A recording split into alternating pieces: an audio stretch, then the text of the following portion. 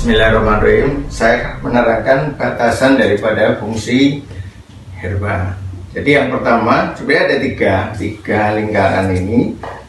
Hari ini sekarang kita sedang membahas tentang herba dapur. Jadi yang disebut herba dapur adalah apa-apa tanaman yang ada di dapur, yang fungsinya untuk makan dan minum. Jadi sekitar dapur. Jadi tidak boleh keluar dari lingkaran dapur. Makanya ini yang harus paham tentang ini adalah ibu-ibu rumah tangga, di mana ibu-ibu rumah tangga merupakan benteng awal masalah kesehatan, supaya dia paham bagaimana caranya mengatasi persoalan-persoalan penjagaan kesehatan, yaitu preventifnya pada penyakit ringan. Jadi herba dapur itu bedakan dengan nanti herba dapur yang berfungsi sebagai masakan. Kalau dia berfungsi sebagai masakan, namanya bumbu, dan itu namanya makanan.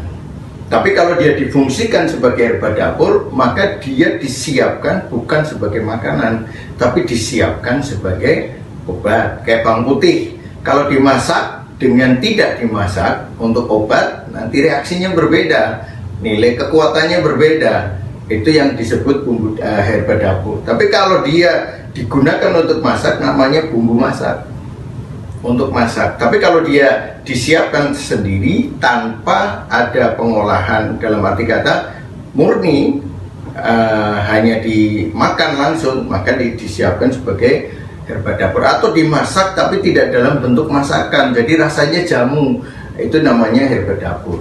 Itu harus dibedakan nanti kita akan membahas herba dapur sebagai bumbu dan sebagai masakan. Itu dua selama 30 hari. Nah kemudian ini penyakitnya ringan ya. Jadi kalau penyakitnya ringan, nanti kalau Anda bertanya penyakit di levelnya yang di sini, saya nggak akan jawab dengan bumbu dapur. Jadi nggak ada penyakit berat itu ditangani dengan bumbu dapur, nggak ada gitu. Nah, berarti kaitannya dengan masalah-masalah, terutama hal-hal ini yang kaitannya dengan masalah sistem metabolisme. Ini pondasi dasarnya. Kemudian melingkar yang lebih besar lagi adalah toga.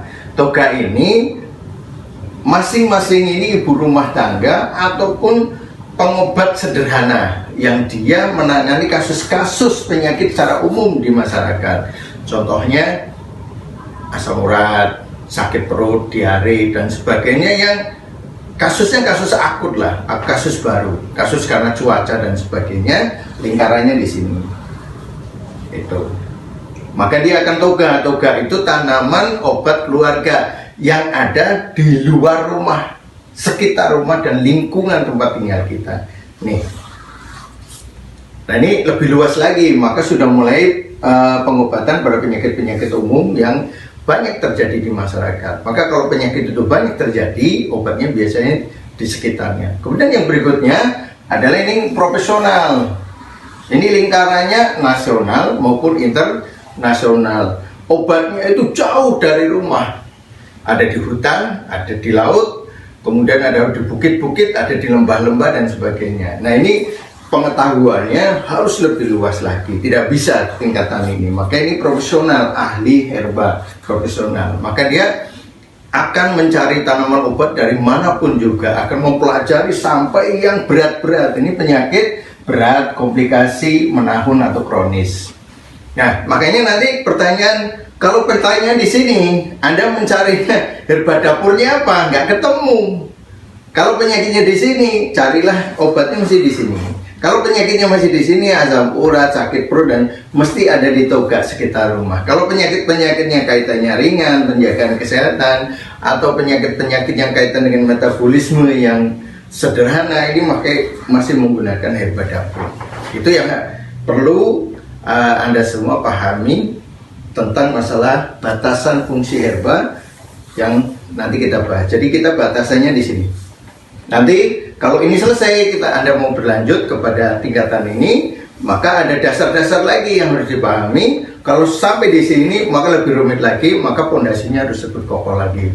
Itu yang bisa saya sampaikan untuk batasan fungsi herba. Wassalamualaikum warahmatullahi wabarakatuh.